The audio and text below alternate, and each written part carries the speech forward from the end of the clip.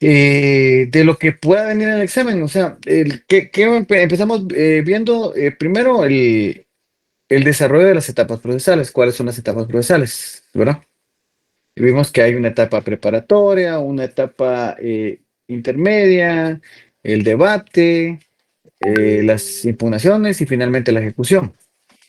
Seguidamente de eso, hablamos de las diligencias que son previas a una audiencia de primera aclaración. Y hablamos de los actos introductorios, que está la denuncia, la querella, la prevención policial y el conocimiento de oficio. Partiendo de esta noticia, vean, si quieren vamos a compartir pantalla y lo vamos haciendo con pizarra para que sea un poco más dinámico.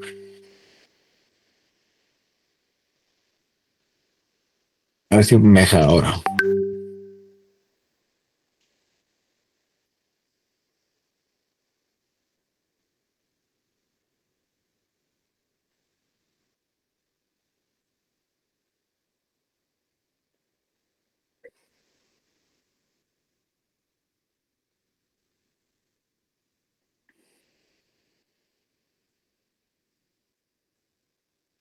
Muy bien. Bueno, entonces hablamos primero de las etapas procesales. Etapas procesales.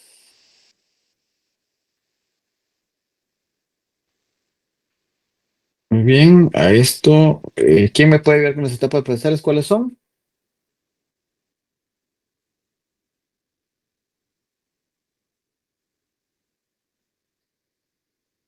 Etapa preparatoria, Preparatoria, muy bien. intermedia, Intermedia, muy bien.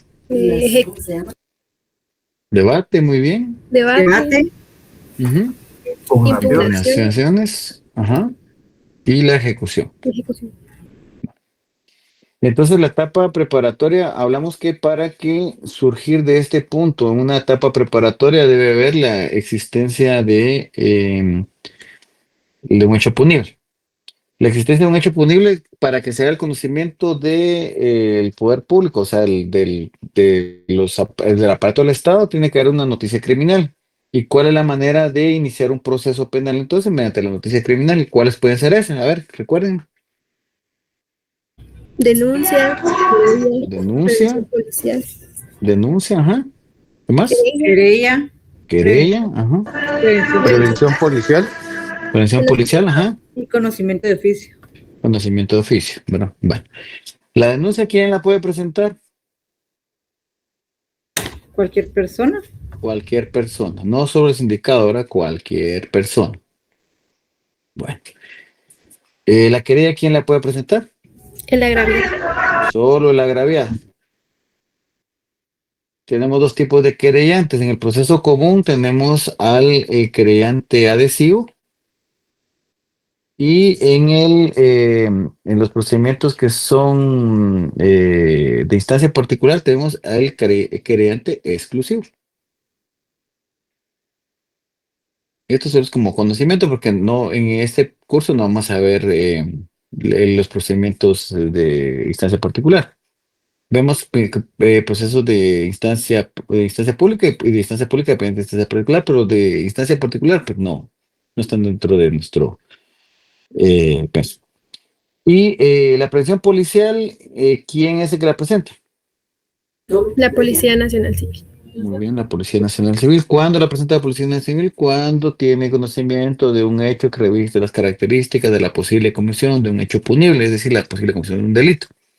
Entonces, la policía aquí es cuando aprende a una persona y pues presenta, eh, lo pone a disposición de juez o en algunos casos cuando la policía llega a un escenario criminal y le hace saber al Ministerio Público, por ejemplo, un cadáver con apariencia o síntomas de violencia, que fue su muerte violenta, le hace saber al Ministerio Público, y el Ministerio Público es esa persona, pero es mediante la prevención policial que inicia el conocimiento para el Ministerio Público, porque no es una denuncia, no es que una persona X haya pues, presentado la denuncia, sino llaman al 110, el de Policía Nacional Civil, 110 comparece Policía Nacional Civil a un escenario criminal y se dan cuenta que hay una persona fallecida, entonces llama al Ministerio Público para que procese el escenario criminal. Y el conocimiento de oficio, que es un juez el que se percata de unos hechos que revisan las características de un hecho punible diferente al que está juzgando. Entonces certifica eso para que inicie una investigación. ¿Sí? ¿Alguna duda con los actos introductorios? Estos se llaman actos introductorios, ¿vieron? Actos introductorios. Lick, yo tengo una pregunta. Dígame. Cuando habla del conocimiento de oficio, tenía entendido Ujú. yo que era el Ministerio Público, no eran los jueces. No, no, es que, mira, pues, bueno, el conocimiento de oficio no conlleva una denuncia. Por ejemplo, el Ministerio Público está investigando, tiene escuchas telefónicas y está investigando extorsión. Y en la extorsión dice que van a matar a una persona. Entonces es un conocimiento de oficio, pero ¿cómo lo pone de conocimiento? Porque no hay una denuncia presentada. Mire, me quieren matar si ni la misma persona sabe que lo van a matar. Por ejemplo, hay una interceptación de llamadas telefónicas y Juan le dice a Pedro que van a matar a Luis. Luis no sabe que lo van a matar. Entonces el Ministerio Público se da cuenta y comienza a accionar y solicita al juez control jurisdiccional de esa parte en particular y le dicen que protege la vida de Luis y ya no lo matan. Eso pues es un conocimiento de oficio, pero también es un conocimiento de oficio cuando en una audiencia el juez advierte de algún aspecto que el Ministerio Público no ha imputado. Por ejemplo, se está investigando sobre una persona y se están analizando el arraigo de la persona. Entonces la persona presenta sus salidas del país y resulta ser que falsifica documentos, los formularios para salir del país.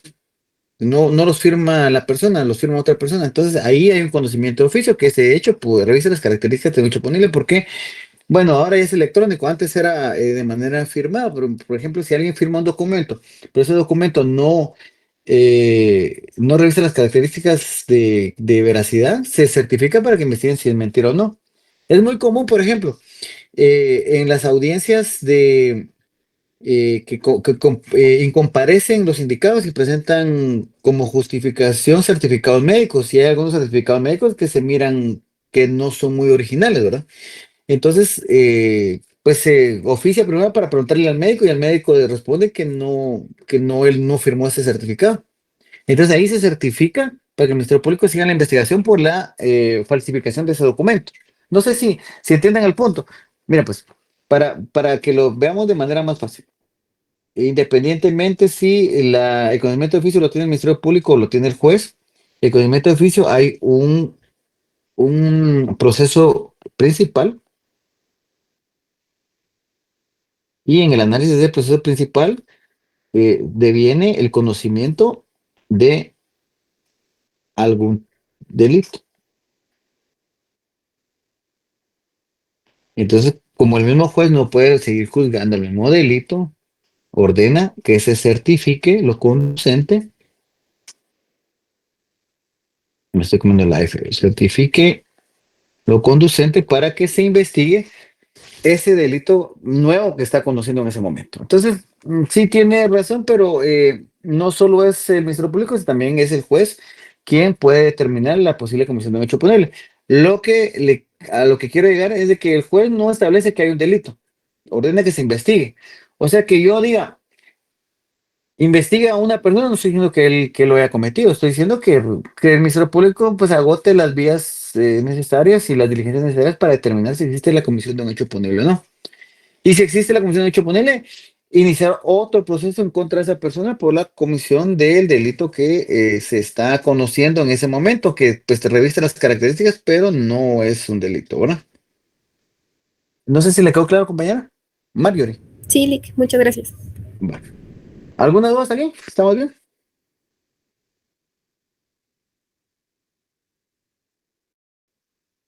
Está todo claro. Bueno, bueno entonces,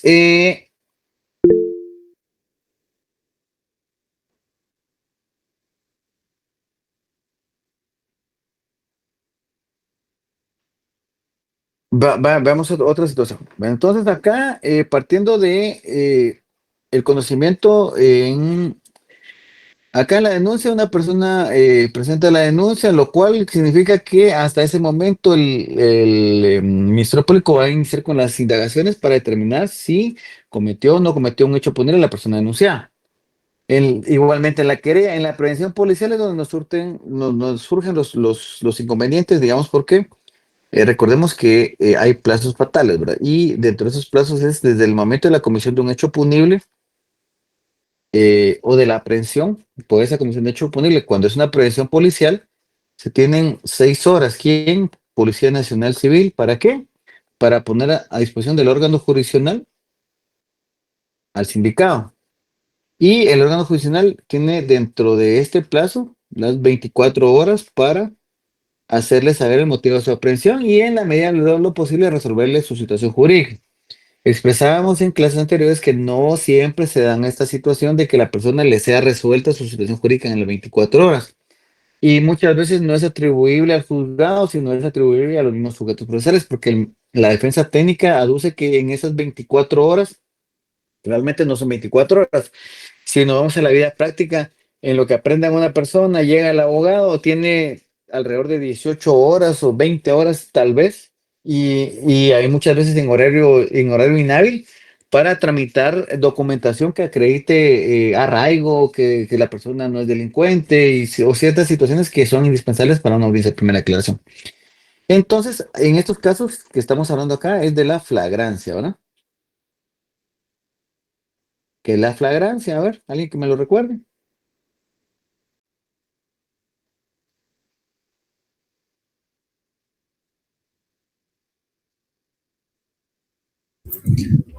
La flagrancia es prácticamente cuando la persona es sorprendida por el Es cuando agarran a determinado sujeto en el hecho delictivo, licenciado.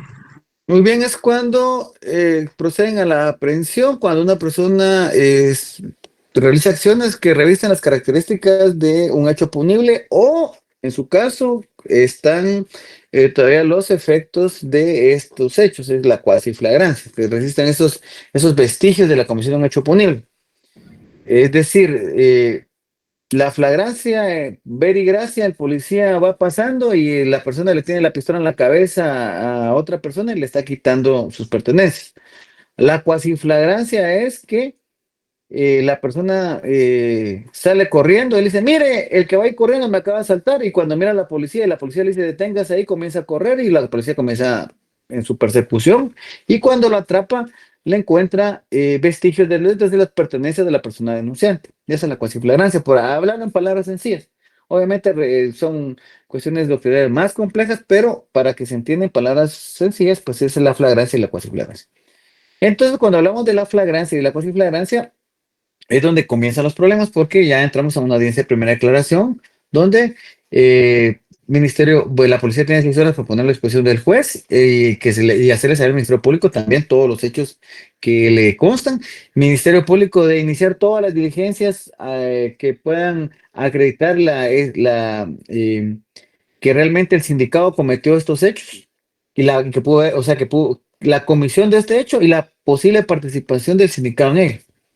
Entonces ya empezamos con la audiencia de primera aclaración.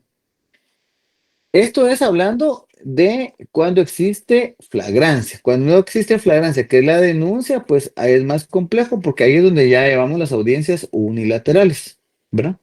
Unilaterales. ¿Qué hablamos de las audiencias unilaterales? Hay una denuncia o una querella y partiendo de estas dos, el Ministerio Público debe de realizar diligencias de investigación, es decir, tiene que investigar si lo que están diciendo el denunciante o el querellante es cierto. Entonces dijimos que primero se pide el control jurisdiccional. ¿Y para qué era el control jurisdiccional, compañeros? ¿Alguien que me recuerde?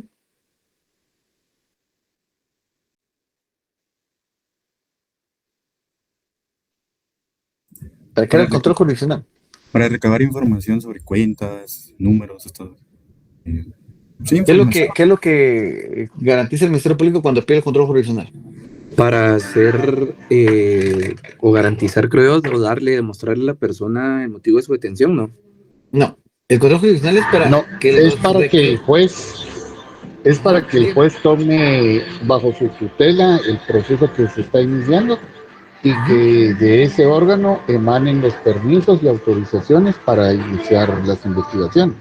Muy bien, Manuel, muchas gracias. A través del control jurisdiccional, el juez toma el control de la investigación. No quiere decir que el juez va a decir qué se debe investigar, qué no, pero el juez logra establecer mediante ese control jurisdiccional qué diligencias son legales y cuáles son ilegales, ¿verdad? Entonces, todas las diligencias legales se realizan a través de requerimientos. Si una diligencia no es requerida la autorización del juez, esa diligencia es ilegal. Y hablamos en otras clases de la teoría del fruto. ¿De qué dijimos? Del árbol envenenado. Muy bien, eso quiere decir que todo medio de investigación que se realice sin autorización es nula, ¿verdad? O sea, no se puede tomar en consideración y de ahí es donde pues caen los procesos penales. Entonces, como los que les guste, los que les vaya a gustar el derecho penal, los que están buscando el derecho penal, se van a dar cuenta que este es el mecanismo con que los abogados atacan la investigación del Ministerio Público cuando realizan diligencias que no están realizadas dentro de ese control jurisdiccional. Obviamente hay diligencias que sí se pueden realizar. Diligencias previas, diligencias de identificación, pero hay diligencias puntuales, donde hay información sensible, donde está buscando información personalísima del sindicato o situaciones como cuentas bancarias, comunicaciones, cuestiones que tienen protección de carácter constitucional. Ministerio Público no puede realizar las investigaciones sin la autorización de juez competente, que es el juez contralor, quien controla la investigación. Controla, les digo, siempre en el sentido de autorizar qué se puede investigar o qué es legal y qué no es legal en la investigación. Bueno, entonces de esa cuenta fue que hablamos y hicimos las prácticas de las audiencias unilaterales. ¿Sí? Las audiencias unilaterales iniciamos con eh, el inicio de la misma, donde el juez,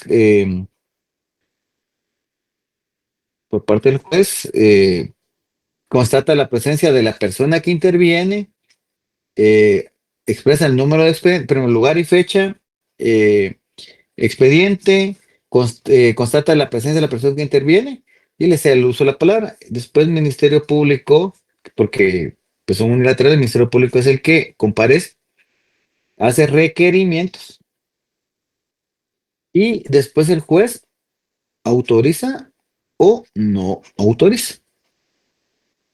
O sea, es la resolución.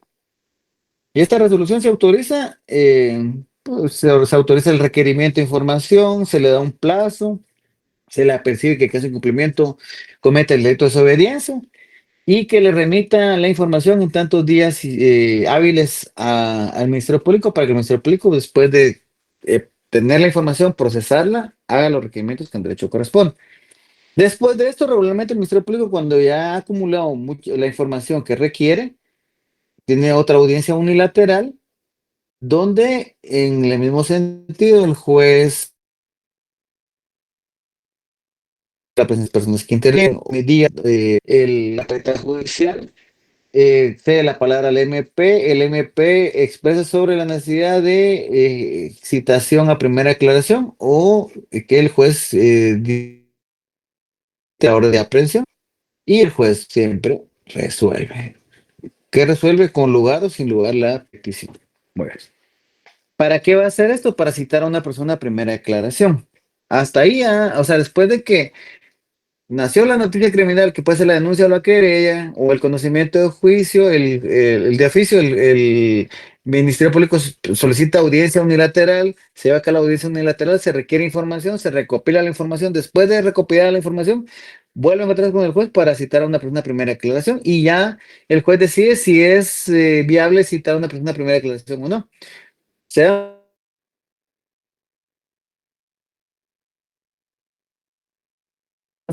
caso contrario, no una persona a primera clase. ¿Alguna duda hasta este momento? Todo claro, fuerte. Fuerte y claro. Sí, licenciado. Entonces, ese es en el supuesto de la denuncia de la querella. En el supuesto de la prevención policial, bueno, o en el supuesto que una persona ya haya sido citada o se haya girado la orden de aprehensión, entonces la persona es aprehendida y a partir de ahí volvemos a contar las 6 horas, después las 24 horas y ya inicia la audiencia de primera aclaración. La audiencia de primera aclaración, pues constata presencia, lo mismo, indica día y hora de inicio, el lugar, las personas que comparecen. Posteriormente eso le hace saber los principales derechos que le asisten al sindicado.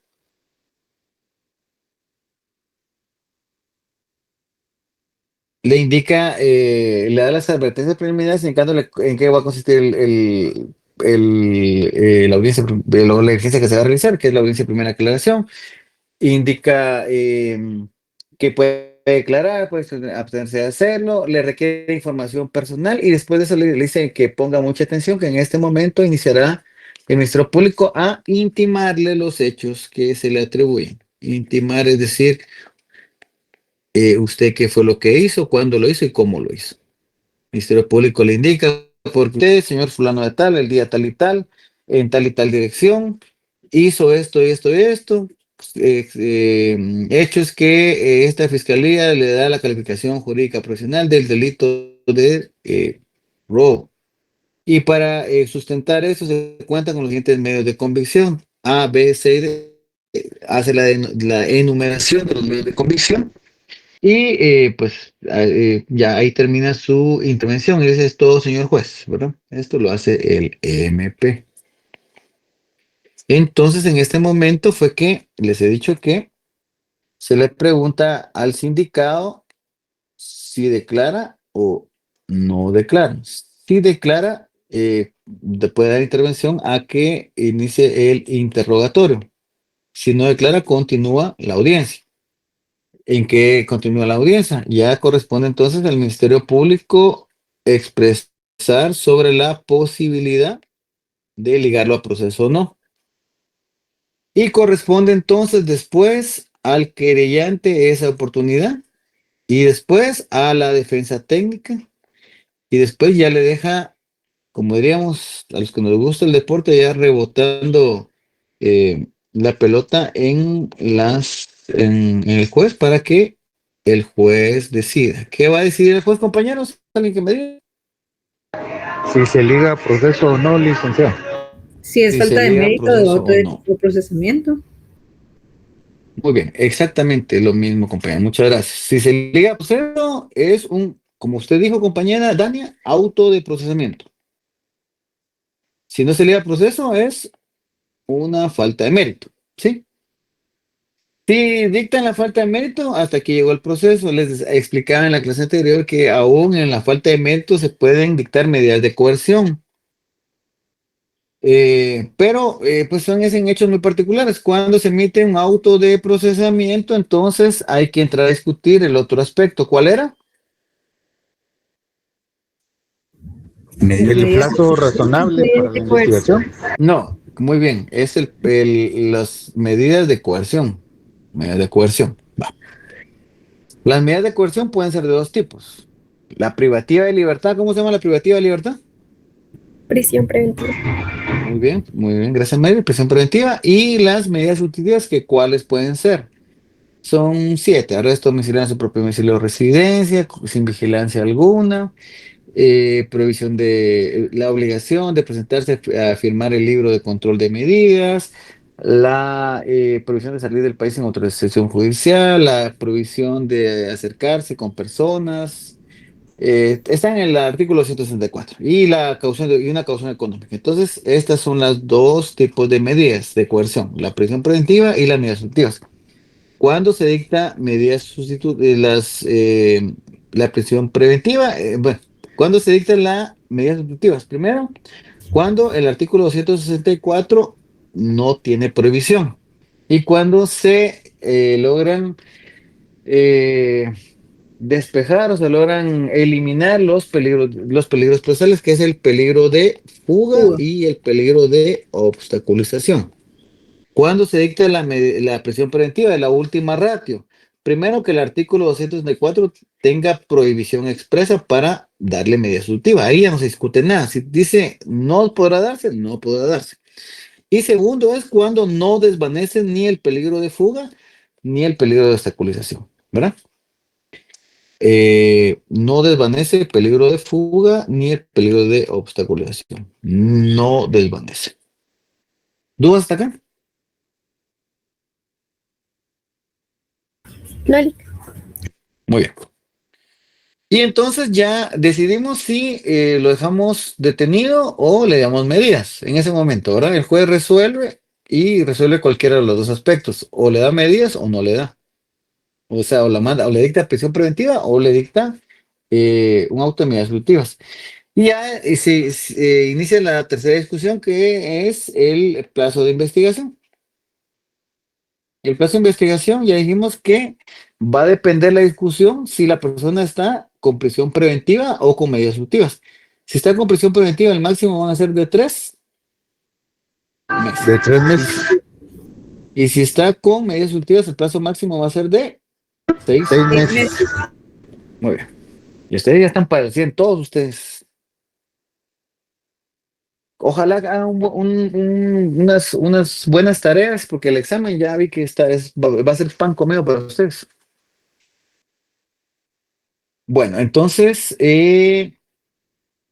después de que ya se fijó el tiempo, bueno, el plazo de investigación es el plazo que se le fija al Ministerio Público para presentación del acto conclusivo, que ya sea 3 meses o 6 meses, y después de eso se señala en esta misma audiencia la audiencia de etapa intermedia, que dijimos que no puede ser no menos de 10 días ni más de 15 para la discusión del acto conclusivo, o sea, presentación del acto conclusivo y celebración de audiencia de etapa intermedia. Es una parte importante y calificable en las audiencias de ustedes, porque tienen que señalar entonces, depende del delito y el plazo de investigación que van a dejar, ¿verdad? Van a señalar ustedes un plazo de investigación que, si lo dejan detenido o no lo dejan detenido, va a depender si son 3 meses, son 6 meses, y dependiendo de eso, eh, si se señala día o sea, como el plazo máximo son 3 meses, pero no tiene que necesariamente dejar 3 meses, puede ser 2 meses, un mes y medio. Es ya discrecional esto, porque no existe ninguna norma que señale expresamente cuál debe ser el plazo que se debe fijar, ¿verdad? Entonces, eso dependiendo de la argumentación que le haga el Ministerio Público al juez de cuáles son las diligencias que tienen pendientes por realizar. Ya se señala entonces la día y hora de entrega del acto conclusivo, y después de eso la celebración de audiencia de etapa intermedia, que no es menos de 10 ni más de 15. ¿Sí? ¿Dudas?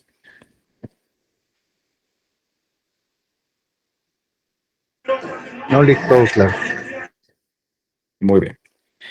Bueno, entonces, hasta aquí está la audiencia de primera declaración. Entonces pregunto, ¿hay alguna duda que tengan con la audiencia de primera declaración todavía?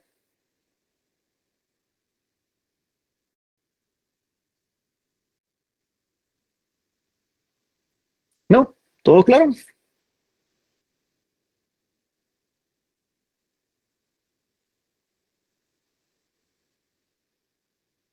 Todo claro, gracias. Muy bien. Entonces, lo último que hablamos que es que va a ser objeto de evaluación, es las incidencias que se pueden dar entre la audiencia de primera declaración y esa audiencia de etapa intermedia. ¿Se recuerdan de qué fue lo que hablamos? ¿Cuáles son esas dos incidencias que se ponen?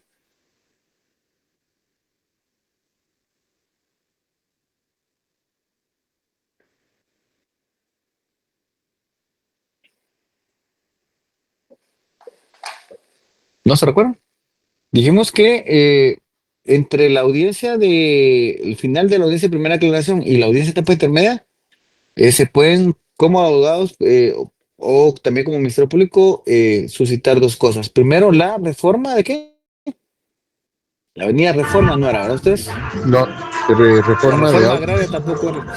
La reforma reforma de del auto. del autoprocesamiento. ¿Cuál es la finalidad de la reforma del autoprocesamiento?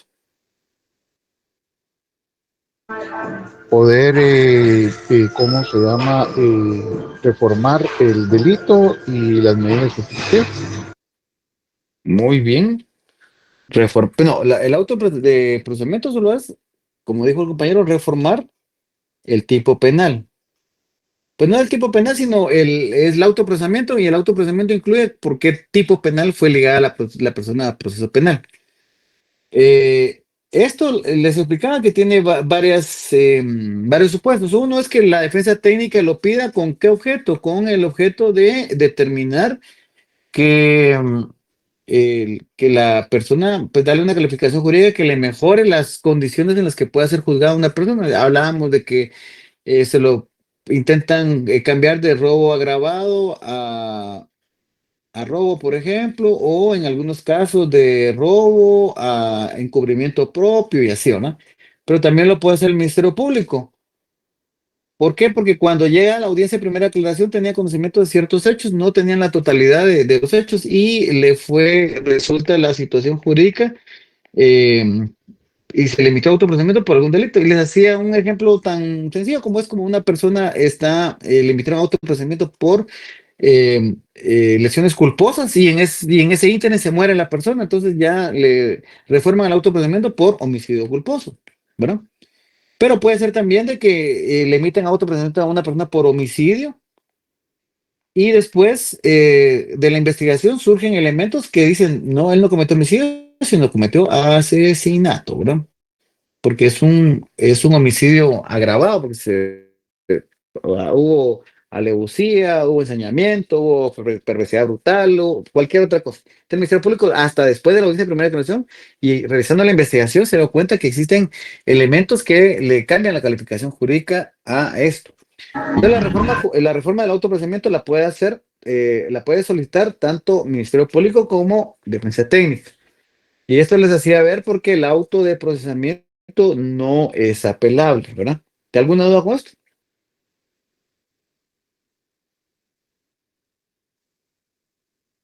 ¿No? ¿Todo claro? Muy bien. Bueno, entonces la, au- la audiencia de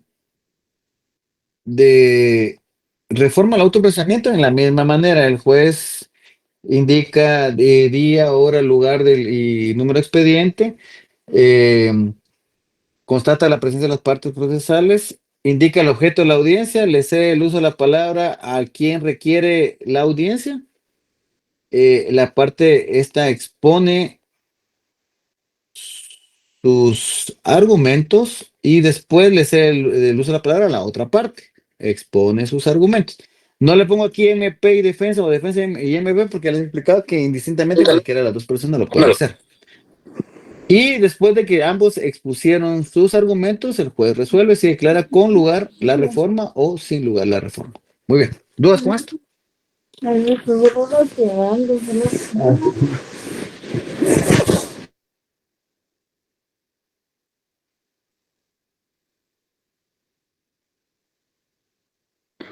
Lick, buenas tardes. Bien. Se da mucho, bueno, yo sé que no hay que dejarse llevar por las noticias, pero se da mucho en las noticias que informan, por ejemplo, de un hecho y al par de días se informa de la reforma del tipo penal, ¿verdad? Por Ajá. ejemplo, el caso del señor o del abogado que atropelló a un motociclista, lo prensó entre dos carros. Que lo Al habían investigado principio, inicialmente por homicidio, no, por lesiones culposas. exacto, pero después el muchacho perdió la pierna, Ajá. ¿verdad? Le tuvieron que amputar la pierna en el momento, no, pero con el pasar de los días, el muchacho perdió la pierna. Entonces, cabal, el Ministerio Público solicitó La reforma del autoprocesamiento. la reforma porque le habían dado medida de prisión, medida de arresto domiciliario, y al Ajá. reformarla, entonces tuvo que regresar a prisión Va, preventiva, permítanos, ¿verdad? ahí hagamos una pausa ahí, ¿verdad? Porque yo medio he escuchado la noticia, o sea, no le puedo hablar enteramente de cómo están las incidencias del proceso porque lo desconozco en su totalidad, o sea, no he estado en una audiencia y es muy temerario uno hablar de una audiencia que uno no ha estado ahora, pero digamos mi percepción, ¿verdad? O de lo que he leído en redes y otras situaciones. Eh, una situación es, digamos, que a él le emitieron autoprocesamiento por lesiones culposas porque el muchacho pues había resultado herido. Pero igual, en unas lesiones culposas, si la persona pierde la pierna, si son culposas, no hay necesidad de modificarle el autoprocesamiento. No sé si me explico. Porque Dios no lo quiera, usted va en su carro y se le atraviesa un motorista y usted va con todo su deber de cuidado y se le atraviesa y pum, y lo tira. Y es lesiones culposas. Y estando hospitalizado, pierde la pierna después de su audiencia de primera aclaración, no le van a modificar a otro tipo penal su situación jurídica porque haya perdido un miembro o porque se haya quedado ciego o una situación parecida. Acá le modificaron o hicieron una reforma del autoprocesamiento porque después de la audiencia de primera, bueno, yo creo que ahí fue una sala, si no estoy mal, quien apela, o sea, presentaron un amparo, no estoy muy seguro cómo fue, pero la modificación de la calificación jurídica no fue porque haya perdido una pierna, sino por las características de la comisión del hecho. Una cosa es que usted accidentalmente tenga, como le digo, haya perdido, tenga la falta de libre cuidado, que es la imprudencia, impericia o negligencia. Y una cosa es que agarre el carro, retroceda, avance, retroceda, avance, retroceda, avance, hasta que, o sea, lo que interpretaron en ese momento fue que sí existía un ánimo de la persona de quererle dar muerte a la persona que se encontraba en la motocicleta. Por eso fue que le modificaron la calificación jurídica. Y a homicidio en grado tentativa. Que dicho sea paso, homicidio en grado tentativa sí tiene derecho a pues gozar de medidas sustitutivas, porque el artículo 164 establece solo el homicidio, no en grado tentativa. Y como son números clausulos, no apertos, o sea, y la interpretación debe hacerse extensiva en lo que sea en beneficio del sindicado y restrictiva en lo que sea en beneficio del sindicado, ¿verdad? Pues son como las reglas del juego cuando tenemos que interpretar el derecho, ¿verdad? Por eso es que a veces la gente que desconoce el derecho dice, ay, sí, así, porque lo dejan fuera, pero obviamente pues se interpreta la ley conforme a lo que expresan normalmente la norma y como se debe interpretar como pues las reglas que tenemos para interpretar la norma. Aunado a eso, si a él no le dieron medidas o lo dejaron con prisión preventiva, no fue por el cambio de tipo penal, sino porque consideraron de que no desvanecía los peligros procesales, fíjese, no tanto por que haya perdido una pierna la persona de la motocicleta, sino porque después a él le hicieron la reforma del auto de procedimiento y la revisión de la medida de coerción, pero en perjuicio de él, ¿verdad? Y la mayoría de veces estas audiencias son en beneficio del sindicato, ¿no? Pero estas de los pocos ejemplos que podemos ver, y qué bueno que ustedes como estudiantes, y que es una noticia viral, que la puedan ver, que son de los pocos casos que se da una reforma al autoprocedimiento y una revisión de la medida de coerción en perjuicio del sindicato, ¿verdad? ¿Alguna duda, Manolo, o está más o menos claro? Ahí está claro, licenciado, gracias. Muy bien. Lic, una consulta. Usted Dígame. indicó que es la reforma del autoprocesamiento no es apelable, ¿verdad? No, el autoprocesamiento como tal no es apelable. No es, ok, En tal gracias. sentido, la reforma tampoco, Gracias. porque ya es un nuevo auto de procesamiento.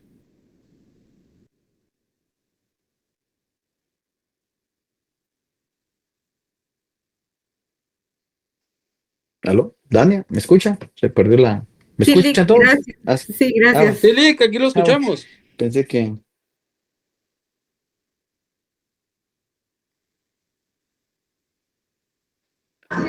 El IC solo la reforma sería del tipo penal entonces. Solo el tipo penal. Ujú. Solo el tipo penal. Obviamente, digamos, si le emite a una persona un autoprocesamiento, no le puedo reformar el autoprocesamiento diciéndole, mira, ahora es falta de mérito.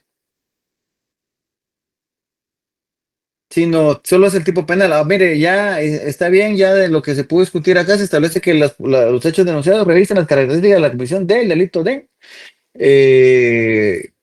robo y se modifica de robo agravado a robo, ¿verdad? O lo contrario.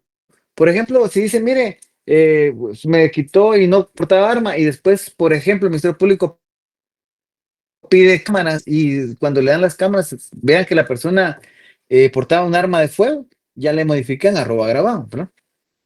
En este caso que estamos haciendo referencia, el tipo penal era lesiones culposas, porque le causó una lesión posiblemente por impericia, imprudencia o negligencia, pero después de ver el video dice, no, este señor tuvo la voluntad de quererle dar muerte y por causas ajenas a la voluntad de la persona, del sindicado, no se murió el sindicado, ¿verdad? Por eso le modificaron el tipo penal. Fíjese que yo supe de un caso de una persona que mató a una mujer, ¿verdad? A una señora. Pero después investigando resultó de que ellos eran familiares. Entonces, en un principio el Ministerio Público había presentado el tipo penal como homicidio calificado, pero después lo reformaron para femicidio, que era más grave, ¿verdad? Ah, por homicidio culposo tal vez o homicidio No, sencillo, homicidio genérico. No, femicidio porque resultó de que ellos eran familiares. Es que no, es que usted dijo homicidio calificado, pero no existe homicidio calificado, entonces pues digo homicidio culposo, Homicidio culposo de haber sido. culposo. Ah, va. Yo también en el juzgado tuvimos un proceso donde una persona viene y atropella a dos que iban en una moto. Entonces lo llevan a torre de tribunales, en turno le dan la calificación jurídica de homicidio culposo. La persona pues iba en su sano juicio, no iba en estado de ebriedad, no se huyó, etcétera. Mató a las dos personas que iban en la motocicleta, ¿verdad? Le dan su arresto domiciliario y resulta ser que después en la investigación la persona de sexo femenino que iba en la motocicleta era su esposa. Y la persona que iba de sexo masculino en la motocicleta era el nuevo conviviente de la esposa. Entonces hubo una modificación a la calificación jurídica, ¿no? Ya Sí, creo que le había cambiaron a homicidio o parentesco. una situación. No, pues no era tanto por el parentesco, sino digamos, la tesis del Ministerio Público es que o sea, los habían vestido con el carro, no por accidente, sino por voluntad, porque había reconocido que la esposa iba con el nuevo conviviente, ¿verdad? Obviamente son situaciones que deben ser demostradas en juicio, y en juicio va a ser muy discutible que sepa, digamos, cómo que pueda distinguir quién era la esposa, si llevaba casco puesto o solo porque iba sentada en una moto, si tenía conocimiento que esa moto era la del nuevo conviviente de la esposa, todas esas situaciones, ¿verdad? No solo por el parentesco, sino pues denotaba que posiblemente existía una voluntad del sindicado de darle muerte a la persona y no negligencia, impericia o imprudencia, ¿verdad?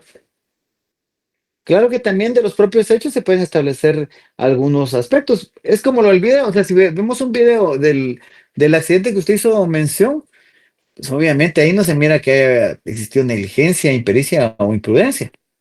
O sea, yo a priori digo, ahí no hubo negligencia ni imprudencia, sino ahí hubo un ánimo no sé si de matarlo, pero hay que tener en consideración que alguien que tiene un carro y embiste una moto, es posiblemente uno tiene el conocimiento que sí lo puede matar, ¿verdad? Pero pues es propiamente no por el parentesco, sino por las acciones que se logran establecer, ¿verdad? Muy bien. ¿Dudas entonces con la reforma del autoprocedimiento? ¿Ya? Lick, yo tengo una pregunta. Es que yo tenía entendido que cuando se reforma pues, el hecho delictivo, solo era para un delito menos grave, por ejemplo, de una violación, perdón, de un asesinato, Ajá. que cuando usted se refería a lo de la reforma de un hecho delictivo, yo tenía entendido que era, por ejemplo, a un delito menos grave, digamos, pasar de un asesinato a un homicidio, pero ahorita está mencionando de que se puede pasar de un delito menos grave a un delito grave. Eso sí. Es que depende quién pida la reforma. Si la reforma la pide la defensa técnica, definitivamente la defensa técnica no va a pedir de un delito grave a un menos grave. Y el Ministerio Público, pues el Ministerio Público sí debe ser objetivo. Entonces el Ministerio Público inclusive pudo haber pedido asesinato en la audiencia de primera declaración y si pudiera pedir una revisión, una reforma al autoprocedimiento para pedir que no es asesinato, sino es homicidio, ¿verdad? Entonces, no necesariamente desde un menos grave a un grave. Eso no, pues en el artículo 320 no lo establece así. La reforma se podrá hacer inclusive de oficio. Inclusive el juez, si después se percata que se pudo haber desatendido algunas situaciones, puede modificar, reformar el tipo penal, ¿verdad? Pero como Gracias. le digo, no es una situación que tenga que ser de más a menos, puede ser de menos a más, ¿no? Gracias. Muchas gracias. Bueno, ¿algo más con la duda de la reforma del autoprocedimiento? Todo claro. Leí que en ese caso de las motos que usted decía que después resultó que había sido la esposa con el nuevo conviviente, como defensa técnica yo podría haber expuesto un estado emotivo en ese momento que fuera un atenuante o no. Fíjese que inclusive lo podría pedir como si hubiese sido al contrario, ¿no? Que se va por homicidio genérico. Puede invocar un homicidio cometido en estado de emoción violenta como defensa técnica. ¿Por qué? Porque, digamos, puede decir, mire, mi patrocinado desconocía que su conviviente tenía un nuevo conviviente. Mi patrocinado se enojó tanto porque él venía de trabajar a altas horas de la noche, porque la exigencia económica que le hacía la persona fallecida para manutención de los hijos era alta y ella no laboraba porque decía que cuidaba a los niños y entonces él tenía que trabajar hasta horas extras para poder le dar la pensión que ella le requería. Y resulta ser que él se molestó tanto porque vio que ella venía con su conviviente en estado de ebriedad y de una fiesta, por ejemplo, ¿no? Entonces, y obviamente el estado de emoción violenta no solo que usted me lo diga, pues debe ser mediante un análisis, un dictamen médico psiquiátrico, ¿no? Entonces el psiquiatra pues lo examina y llega a conclusiones de que sí pudo haber estado en un estado de emoción violenta o no, que el estado de emoción violenta es un estado transitorio y no es inducido por la persona y la persona no tuvo que haber previsto llegar a ese estado o a esa situación. Por ejemplo, las señoras que descubren que tiene que el marido es infiel, ¿no? Y lo van a esperar afuera de Autotel donde le dijeron que estaba metido el señor. ¿Será que la señora no puede llegar a un momento a advertir que si se da cuenta de eso puede realizar acciones que no usualmente no va a tener, ¿verdad? Eso es lo que no es la doctrina. Por ejemplo, para entender el estado de emoción violenta, primero no tiene que ser buscada por la persona.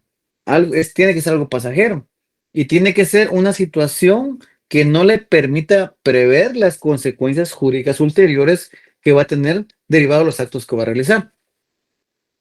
Entonces, es bien complicado. Yo me recuerdo que tuve una situación en un proceso donde había una persona le da muerte a otra persona en un palenque, ¿verdad? Hoy en día, bueno, yo pensé que no eran tan frecuentes, pero este palenque está aquí en la ciudad de Guatemala, en una de las zonas de la ciudad de Guatemala. Estaban dos personas jugando gallos, como le llaman, y una persona, el fallecido viene y decide no jugar el gallo con el sindicato porque se dio cuenta que la navaja que le había puesto al gallo era más grande. O sea, no sé cómo es eso porque no, les digo, no tengo costumbre de jugar esas cosas, pero eh, las personas que saben me dicen, no, es que lo que pasa es que cuando uno ve que el otro le está haciendo trampa, entonces mejor uno no tira al gallo porque si no le van a matar el gallo a uno. Entonces el otro lo empezó a retar, el sindicato, cuando el otro ya no quiso pelear su gallo, le comenzó a retar y le empezó a decir que era un cobarde, que era esto, que era el otro, con palabras más antisonantes, ¿no? Ustedes, que por respeto a la grabación no las puedo repetir, pero palabras más antisonantes. Y entonces, ¿se imaginan ustedes estar en un ambiente donde las personas ingieren bebidas alcohólicas, donde están bajo la influencia de una adrenalina? Porque entiendo yo que si es algo que le gusta a las personas, pues están bajo una adrenalina. El que le gusta jugar fútbol y le apasiona el juego, está corriendo y saltando y quiere ganar, ¿verdad? Igual a las personas que le gusta ir a pelear gallos, no solo a ver si nos llevan sus propios gallos, están bajo esa influencia de adrenalina, y esta persona seguramente estaba con esa influencia de adrenalina y, y, no, fue al revés, el que no quiso jugar el gallo fue el muerto. Sí, ya me recordé, fue el muerto. Entonces le comienza a decir al otro que era un cobarde, que no sé qué, que no sé qué, que si no tenía valor, y entonces le empezó a decir que a tu madre esto, que a tu hija esto, que no sé qué, entonces sacó la pistola y le da un tiro y lo mató, ¿verdad? O sea, no hubo ensañamiento, no hubo esto, ¿no? La persona salió huyendo, pero después o sea, no porque mi concepción, sino por la evaluación médico forense del Instituto Nacional de Ciencias Forenses, determinó que sí, en efecto, la persona había estado bajo la influencia de los propios actos de una acción que era temporal y pasajera, donde no había medido las consecuencias que le habían generado producto de los insultos que le había proferido el, el fallecido. ¿Es inimputable? No, sí es imputable. Pero el tipo penal no es homicidio, sino es homicidio cometido en estado de emoción violenta, ¿verdad? Eso fue lo que se pudo establecer con esta persona. ¿Alguna duda? No, gracias.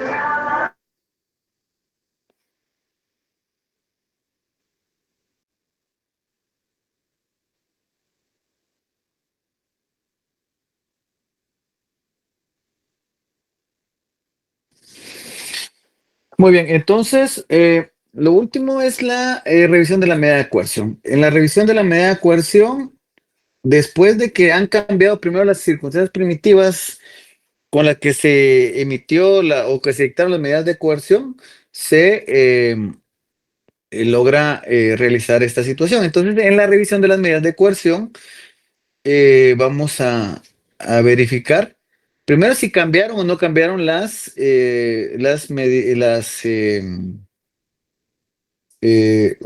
circunstancias primitivas. ¿Cuáles son esas circunstancias primitivas? Primero, que les explicaba que el delito por el cual se emitió el autoprocesamiento tuviera prohibición. Bueno, ahora ya se reformó el autoprocesamiento, se cambiaron las circunstancias primitivas.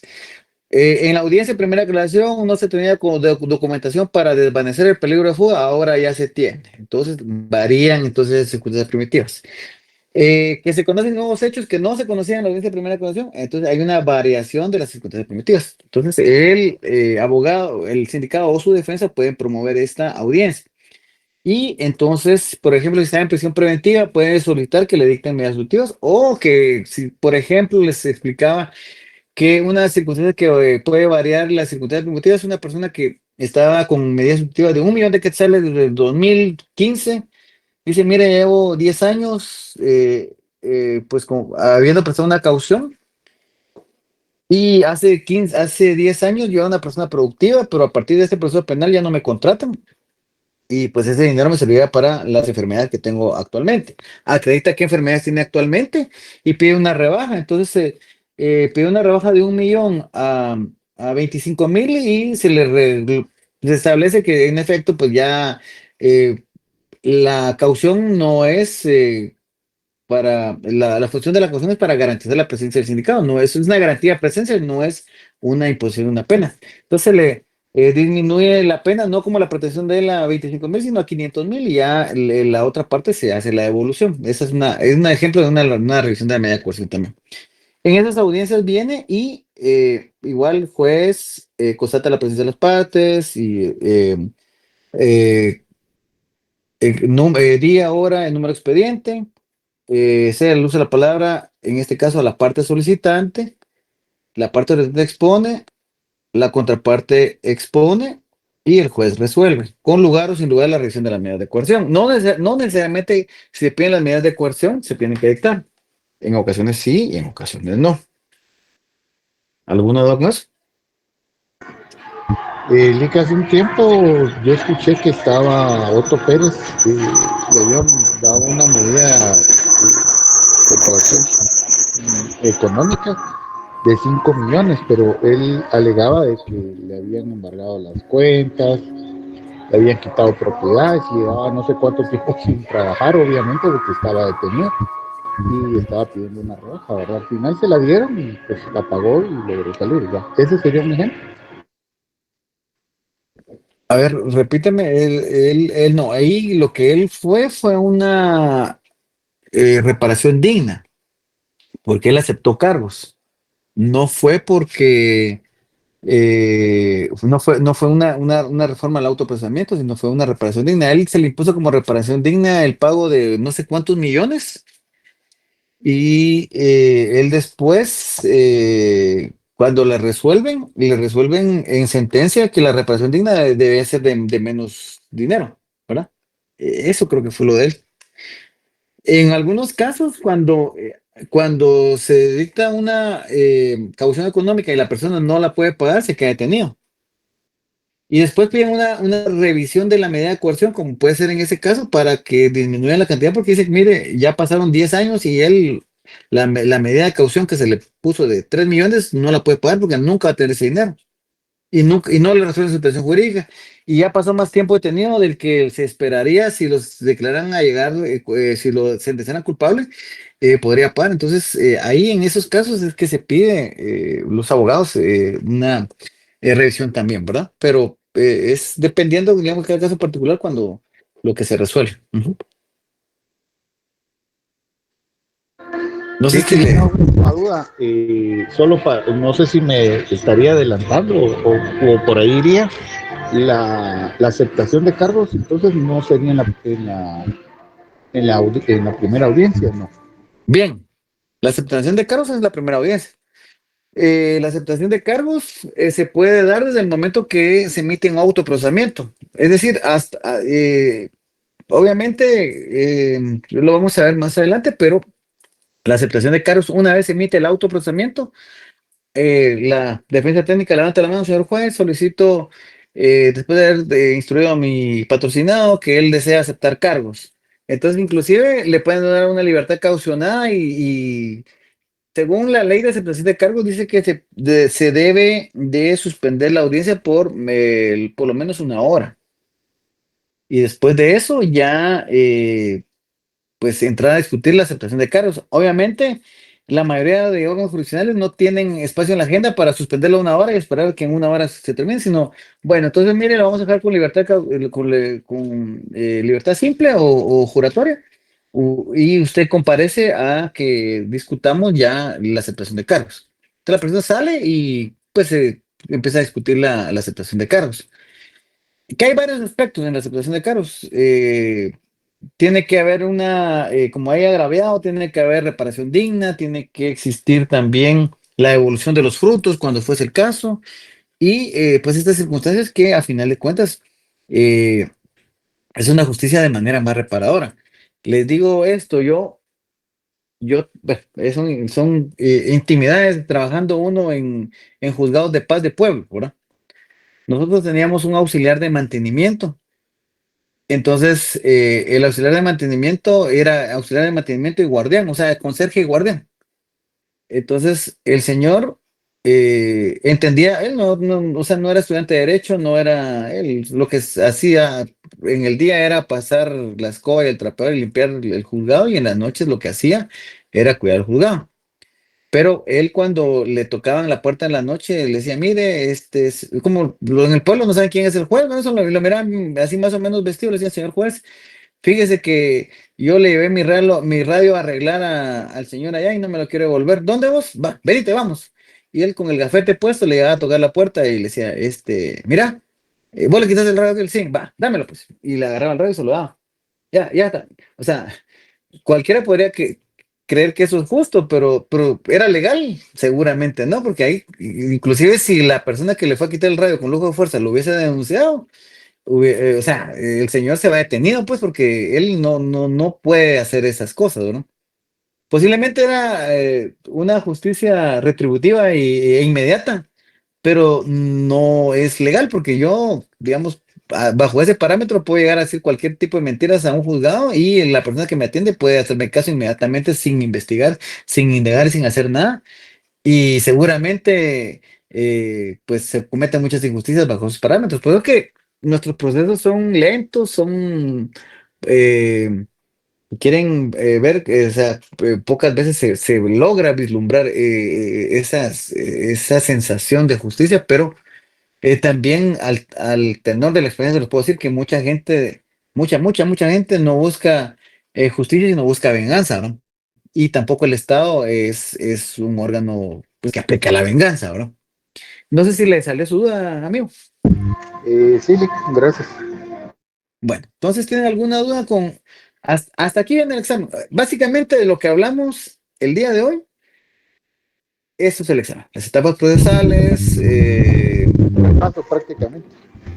sí, los plazos, las audiencias de la primera aclaración, la unilateral, la de primera aclaración, la audiencia de reforma y la audiencia de revisión de la medida de coerción. Ahí está para que todos saquen 100. El que no saque 100, de veras, es porque lo botaron de chiquito y cayó de cabeza de la cuna ustedes. Bueno, entonces, si ya no hay más dudas, hasta aquí le dejamos, ¿eh? Muchas gracias, Alex. Feliz noche.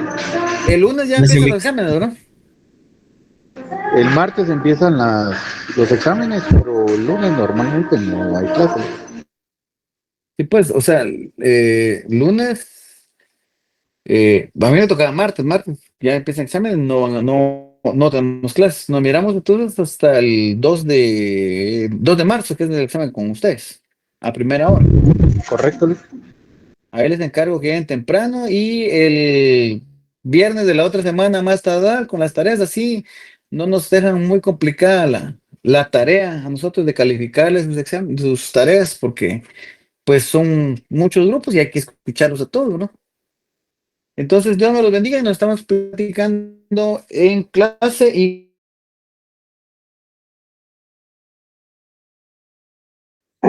Nick, buenas noches. Osvaldo, aquí es la retransmisión, no es la principal.